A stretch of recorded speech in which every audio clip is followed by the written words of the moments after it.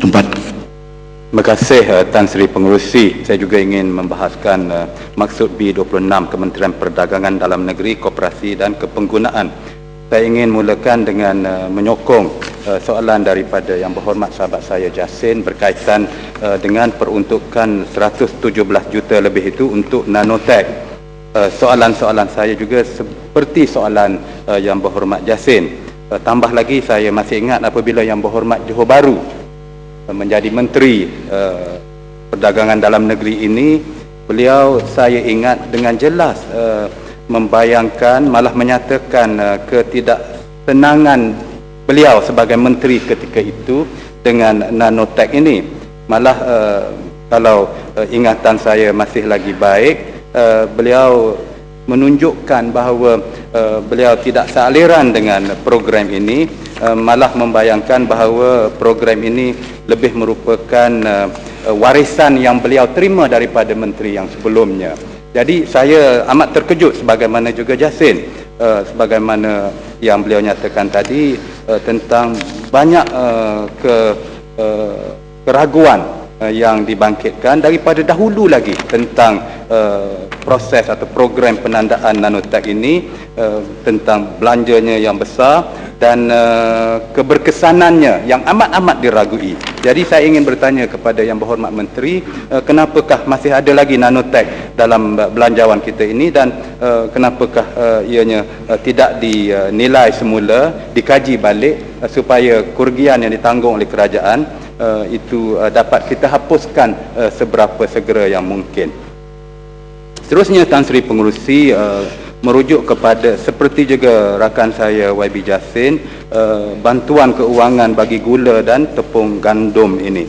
Saya ada dua isu yang ingin saya bangkitkan, ringkas saja. Pertamanya, selain daripada YB Jasin bangkitkan itu, kita tahu bahawa industri gula dan tepung gandum ini dikuasai oleh monopoli-monopoli tertentu. Dan monopoli-monopoli ini telah berjalan agak lama. Syarikat-syarikat pun diketahui ramai. Tokoh-tokoh yang menjadi tuan punya syarikat-syarikat ini pun diketahui ramai. Soalan saya ialah, adakah punca daripada monopoli-monopoli inilah yang kerajaan terpaksa terus membelanjakan? Ini lebih daripada RM500 bilion, Tan Sri Pengerusi, untuk tambahan saja yang umumnya sudah tentu kawan saya Indah Mahkota akan cari butir-butirnya yang mungkin menunjukkan berbilion-bilion lagi ringgit dibelanjakan untuk subsidi kepada pembekalan gula dan tepung saja. Jadi apakah kementerian ingin berterusan rugi dan sebahagian daripada kerugiannya berpunca dengan kita mengekalkan kaedah memberi monopoli kepada satu syarikat saja atau dua syarikat saja, atau dihadkan kepada hanya beberapa syarikat yang jumlahnya kecil untuk meraup keuntungan daripada perniagaan gula dan tepung gandum ini, manakala kerajaan berterusan rugi? Orang yang dalam kerajaan mungkin untung, tapi kerajaan secara resminya rugi dari segi urusan ini. Berkaitan dengan itu, Tan Sri Pengerusi, ialah saya nak tanya tentang dasar kita yang jelas. Mungkin kerana perbelanjaan ini dan sebagainya, ingin berkempen untuk mengurangkan penggunaan gula dalam amalan kehidupan masyarakat kita ini. Jadi rugi kita dari segi pembiayaan satu, rugi kita dari segi bagaimana tidak sihatnya rakyat Malaysia ini kerana